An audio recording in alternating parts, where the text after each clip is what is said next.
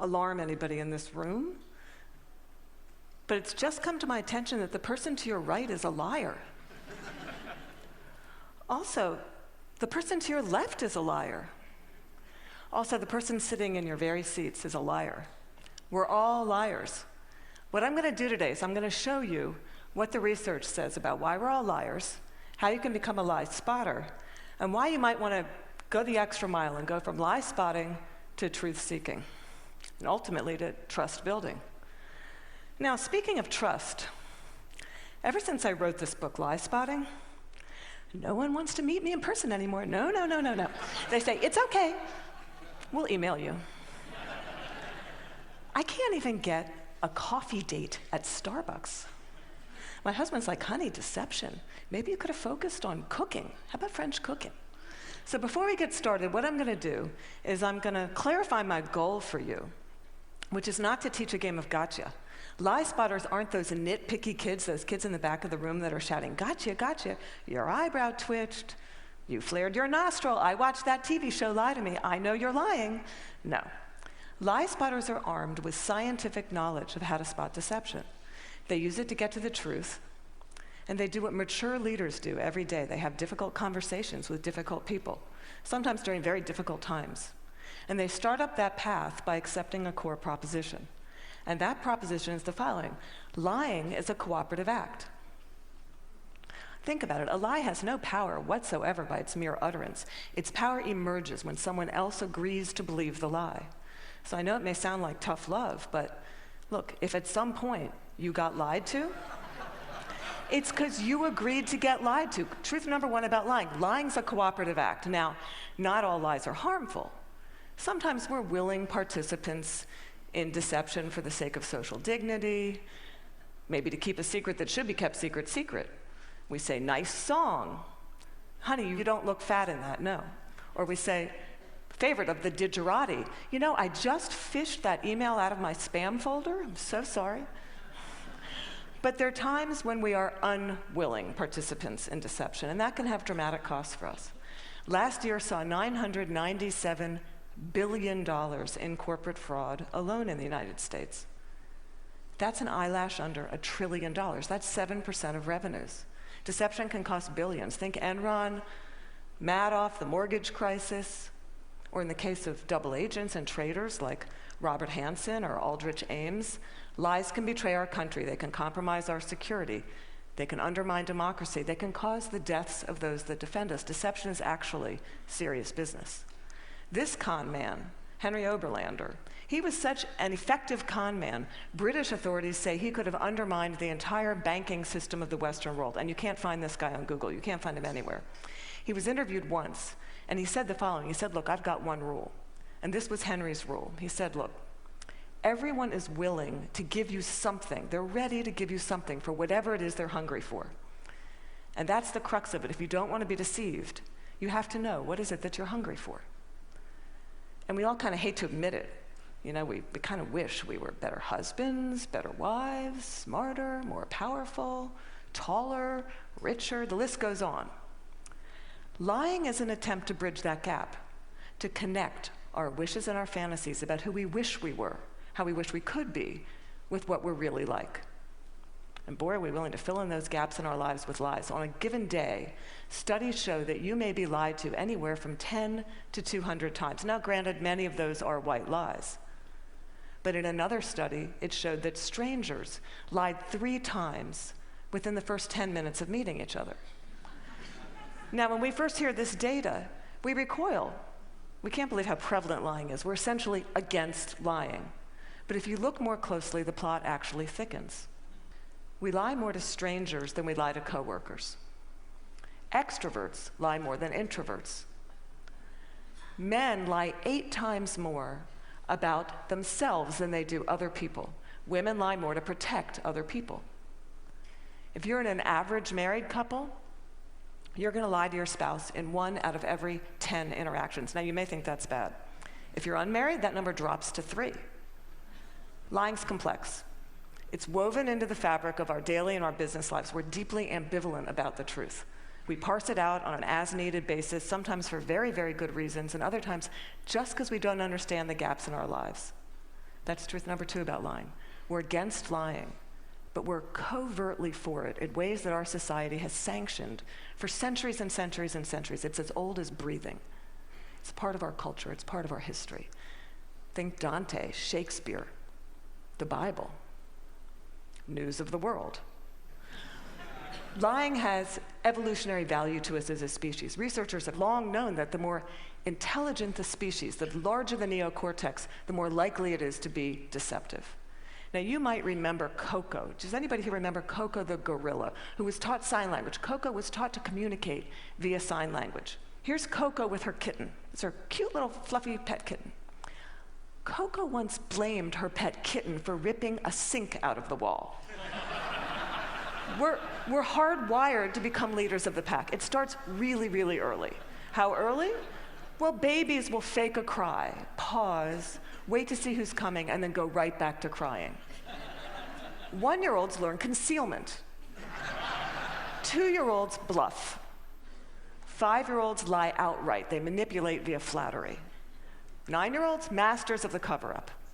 By the time you enter college, you're going to lie to your mom in 1 out of every 5 interactions. By the time we enter this work world, and we're breadwinners, we enter a world that is just cluttered with spam, fake digital friends, partisan media, ingenious identity thieves, world-class Ponzi schemers, a deception epidemic. In short, what one author calls a post-truth society. It's been very confusing for a long time now.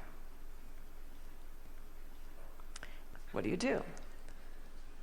Well, there's steps we can take to navigate our way through the morass. Trained lie spotters get to the truth 90% of the time. The rest of us, we're only 54% accurate. Why is it so easy to learn? Well, they're good liars and they're bad liars. They're no real original liars. We all make the same mistakes. We all use the same techniques. So what I'm going to do is I'm going to show you 2 patterns of deception, and then we're going to look at the hot spots and see if we can find them ourselves. We're going to start with speech. I want you to listen to me. I'm going to say this again. I did not have sexual relations with that woman, Miss Lewinsky. I never told anybody to lie, not a single time, never. These allegations are false, and I need to go back to work for the American people. Thank you. Okay, what were the telltale signs? Well, first we heard what's known as a non-contracted denial.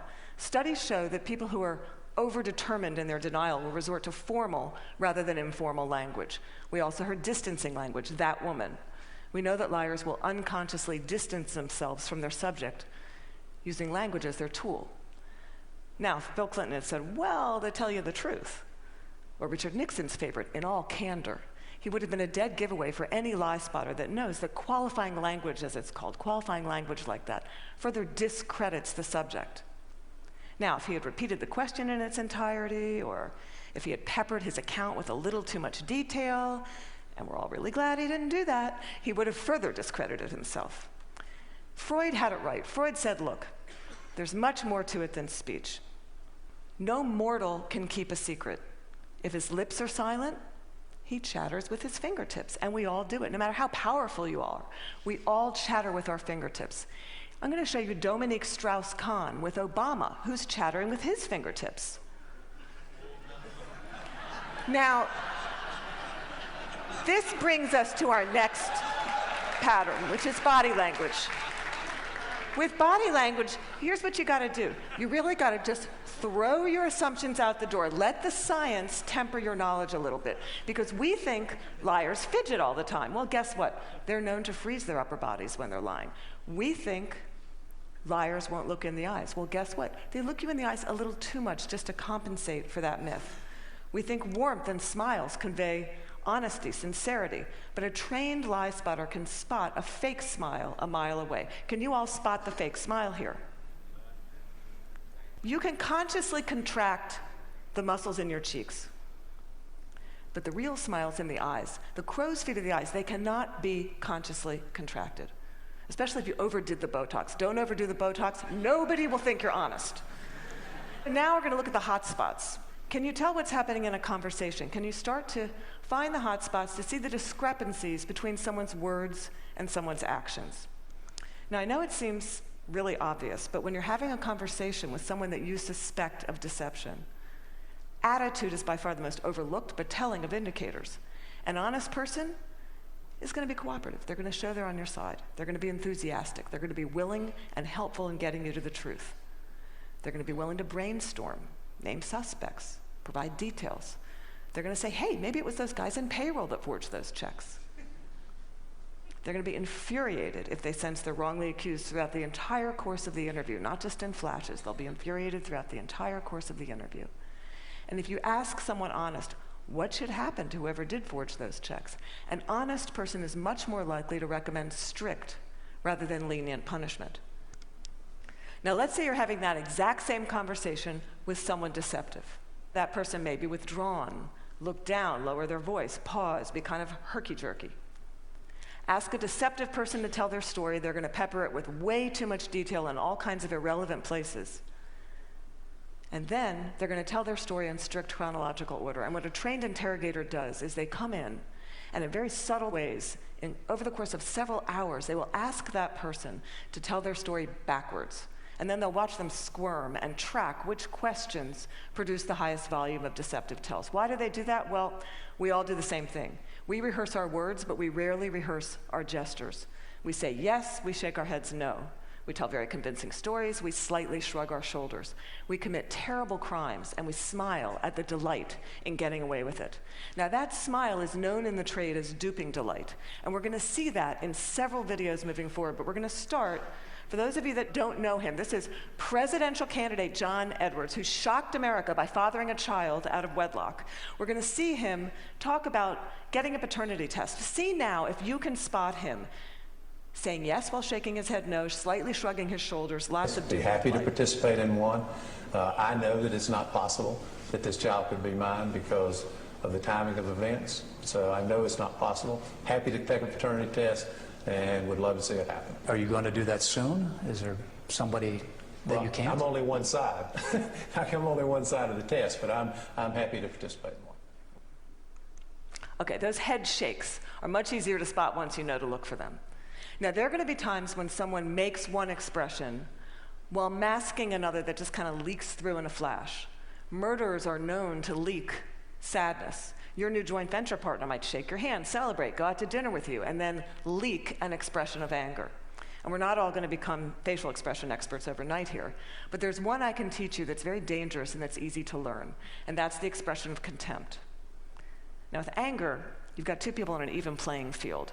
It's still somewhat of a healthy relationship, but when anger turns to contempt, you've been dismissed. It's associated with moral superiority, and for that reason, it's very, very hard to recover from. Here's what it looks like. It's marked by one lip corner pulled up and in. It's the only asymmetrical expression, and in the presence of contempt, whether or not deception follows, and it doesn't always follow, look the other way, go the other direction, reconsider the deal, say, no, thank you, I'm not coming up for just one more nightcap, thank you. Science has surfaced many, many more indicators. We know, for example, liars will shift their blink rate, point their feet towards an exit. They will take barrier objects and put them between themselves and the person that's interviewing them. They'll alter their vocal tone, often making their vocal tone much lower. Now, here's the deal. These behaviors are just behaviors. They're not proof of deception. They're red flags. We're human beings. We make deceptive, flailing gestures all over the place all day long. They don't mean anything in and of themselves. But when you see clusters of them, that's your signal. Look, listen, probe, ask some hard questions, get out of that very comfortable mode of knowing, walk into curiosity mode, ask more questions, have a little dignity, treat the person you're talking to with rapport. Don't try to be like those folks on Law and Order and those other TV shows that pummel their subjects into submission. Don't be too aggressive. It doesn't work. Now, we've talked a little bit about how to talk to someone who's lying and how to spot a lie. And as I promised, we're now going to look at what the truth looks like. And I'm going to show you two videos. Two mothers, One is lying, one is telling the truth. And these were surfaced by researcher David Matsumoto in California. And I think they're an excellent example of what the truth looks like. This mother, Diane Downs, shot her kids at close range, drove them to the hospital while they bled all over the car, claimed a scraggy-haired stranger did it. And you'll see when you see the video, she can't even pretend to be an agonizing mother. What you want to look for here is an incredible discrepancy between horrific events that she describes and her very, very cool demeanor. And if you look closely, you'll see duping delight throughout this video. But at night, when I close my eyes, I can see Christy reaching her hand out to me while I'm driving, and the blood just keep coming out of her mouth. And that, maybe it'll fade too with time, but I don't think so. That haunts me the most.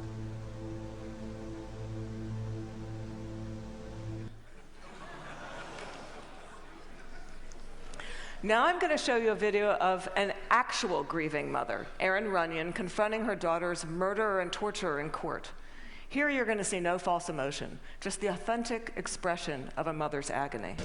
I wrote this statement on the 3rd anniversary of the night you took my baby. And you hurt her, and you crushed her, you terrified her, until her heart stopped. And she fought, and I know she fought you. I know she looked at you with those amazing brown eyes, and you still wanted to kill her. And I don't understand it, and I never will. Okay, there's no doubting the veracity of those emotions. Now, the technology around what the truth looks like is progressing on, the science of it. We know, for example, that we now have specialized eye trackers, infrared brain scans, MRIs that can decode the signals that our bodies send out when we're trying to be deceptive. And these technologies are going to be marketed to all of us as panaceas for deceit. And they will prove incredibly useful someday. But you've got to ask yourself, in the meantime, who do you want on your side of the meeting? Someone who's trained in getting to the truth, or some guy who's going to drag a 400-pound electroencephalogram through the door? Lie spotters rely on human tools. They know, as someone once said, characters who you are in the dark. And what's kind of interesting is that today we have so little darkness. Our world is lit up 24 hours a day. It's transparent, with blogs and social networks broadcasting the buzz of a whole new generation of people that have made a choice to live their lives in public. It's a much more noisy world. So one challenge we have is to remember, oversharing, that's not honesty. Our manic tweeting and texting can blind us to the fact that the subtleties of human decency, character, integrity, that's still what matters. That's always what's going to matter. So in this much noisier world, it might make sense for us to be just a little bit more explicit about our moral code. When you combine the science of recognizing deception with the art of looking, listening, you exempt yourself from collaborating in a lie. You start up that path of being just a little bit more explicit because you signal to everyone around you. You say, hey, my world, our world, it's going to be an honest one. My world is going to be one where truth is strengthened and falsehood is